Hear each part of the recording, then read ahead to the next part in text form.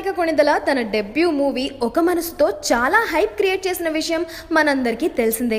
అయితే ఆ మూవీ అనుకున్నంత సక్సెస్ అవ్వలేదు. సినిమా రిలీజ్ కాకముందే క్రియేట్ చేసిన ఆ హైప్ సినిమా రిలీజ్ అయ్యాక తుస్సుమంది. తన ఫస్ట్ మూవీలోనే యాక్టింగ్కి మంచి మార్క్స్ కొట్టేసింది. కానీ ఇంకా చాలా ఆస్పెక్ట్స్లో తను బాగా బ్రషప్ అవ్వాల్సింది. రీసెంట్ టైమ్స్లో తను రెగ్యులర్గా సోషల్ మీడియాలో మనకి తన వెబ్ సిరీస్ ద్వారానో లేదా స్మాల్ స్క్రీన్ మీద యాంకర్ గాను కనిపిస్తూ ఉంది.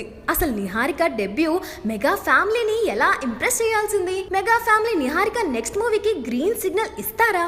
ఇలాంటి క్వశ్చన్స్ ఆడియన్స్ మైండ్ లో ఉండే ఉంటుంది. తన నెక్స్ట్ మూవీకి మాత్రం ఆబ్వియస్లీ ఒక పెద్ద బ్యానర్, టాప్ డైరెక్టర్, ఒక మంచి కమర్షియల్ ప్లాట్ తో పాటు ఒక పెద్ద హీరో కూడా కావాలి.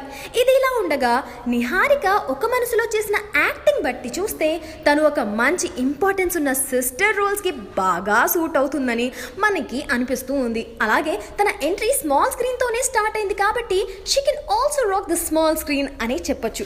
ఎందుకంటే తనకి అది ఆల్రెడీ బాగా అలవాటైపోయిన కంఫర్ట్ జోన్ కాబట్టి. మెగా ఫ్యామిలీ నుండి వచ్చిన అమ్మాయి కాబట్టి తనని మనం గ్లామర్ రోల్స్ లో ఎక్స్పెక్ట్ చేయలేము. సో నిహారిక ఇకపైన మంచి ఇంట్రెస్టింగ్ స్టోరీస్ మీదనే కాన్సన్ట్రేట్ చేయాల్సి ఉంది.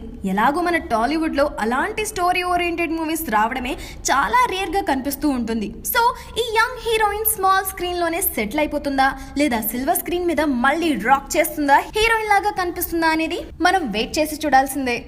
బట్ ఫర్ అ చేంజ్ ఆ బలహీనుడి పక్కన కూడా ఒక బలం ఉంది. జనతా గ్యారేజ్.